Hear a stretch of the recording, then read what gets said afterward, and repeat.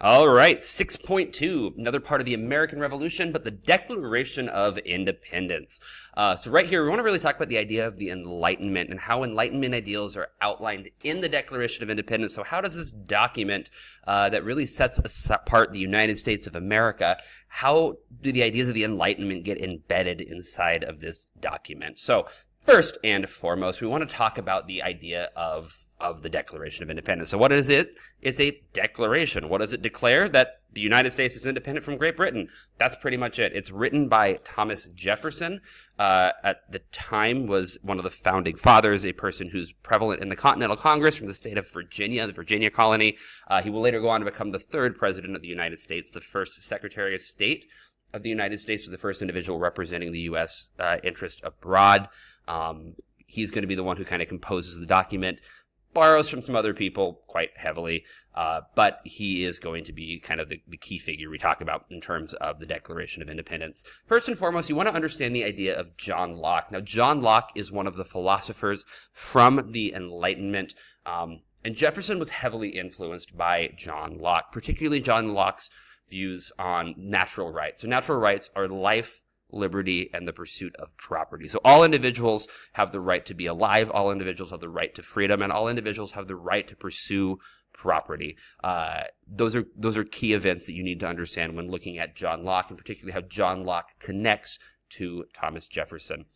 We also get the idea of the social contract theory. So the social contract theory, what it really is in a super oversimplified version, is you give up some rights in order for the common good, right? So you might be late for school or late for work. You're getting on your way there, and there is a stoplight, and it's gonna take some extra time, and there's a playground right here. You could, in theory, drive through the playground to get to work on time, but it's not in the best interest of the community, right? You're putting children and parents in their lives in danger. You wouldn't want your life or your child's life to be threatened. Therefore, you give up that power in order for the common good, right? You go through security at an airport because you want people around you to also go through security at the airport. That's kind of an oversimplified version, but basically the government gets its power because the people give the government its power. Jefferson believed that the government's purpose was to protect your natural rights. So again, connecting back to life, liberty, and property. He also stated that it's a citizen's right to either alter or abolish the government if the government is violating those individual rights. So again, the viewpoint, as we talked about in previous lessons, the colonists feel that the government of the United Kingdom of Great Britain is violating their rights as sovereign British citizens. Therefore, they have the right to break off and form their own independent country. We have the idea of self-evident truth and the idea of equality.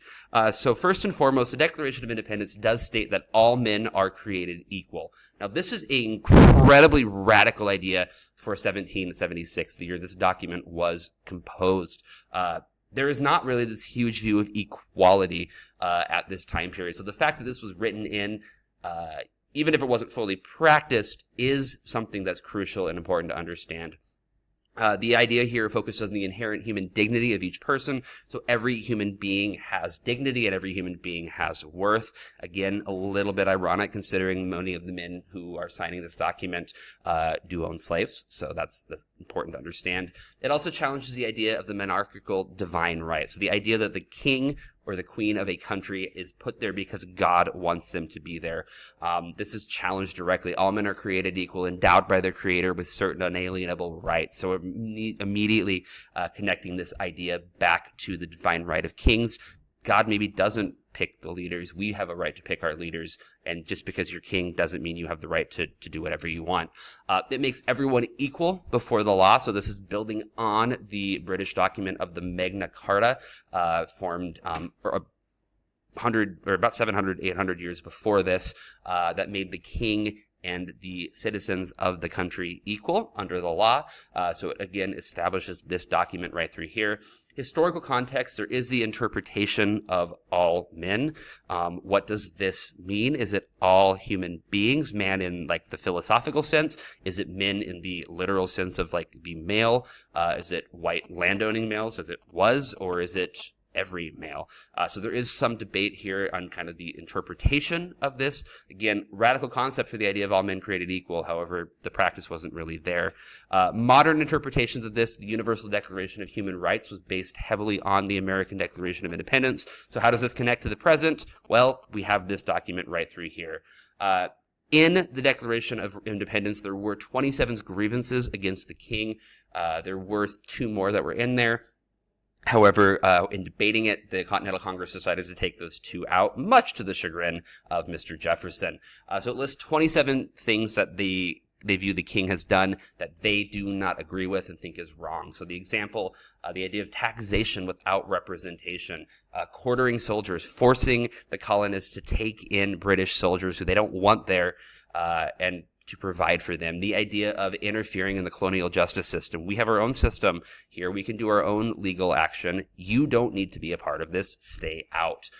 It connects the Enlightenment ideas and the concept of tyranny. So again, if you think of like Tyrannosaurus Rex, like great tyrant lizard, this is kind of that thing. So think of the T-Rex, a big angry dinosaur with tiny little arms, but going around and doing a lot of anger, violence, and killing. The idea of a tyrant, complete and total control that is unjust. And this is something talked about in the Enlightenment. They don't like this with the colonies, so they're going to fight against that. Also, it demonstrates in the idea of the colonists a rational and reasoned argument. It wasn't just like crap on the other person list. It was like, here's what we think should be happening. Here's the idea that a lot of Enlightenment and philosophical thinkers are saying, here's what you're doing. This is not right, so we are going to challenge that. Written right through here. There is also the idea of pursuit of happiness. Jefferson modifies Locke's pursuit of property to the pursuit of happiness right through here. So you can see this. Happiness in this case does mean property. The idea of individual self-determination. So human beings can determine what is best for them and can rule themselves. We don't need a king telling us what to do. We also have the idea of popular sovereignty, which is simply the idea that the individual people, they are the ones who have the power. They are the ones who determine who the government is. We have democratic ideals and representation. Democratic here meaning that individuals make political decisions. Again, democracy and the idea of popular sovereignty are heavily intertwined. The individual peoples determine who their legislative representatives are going to be.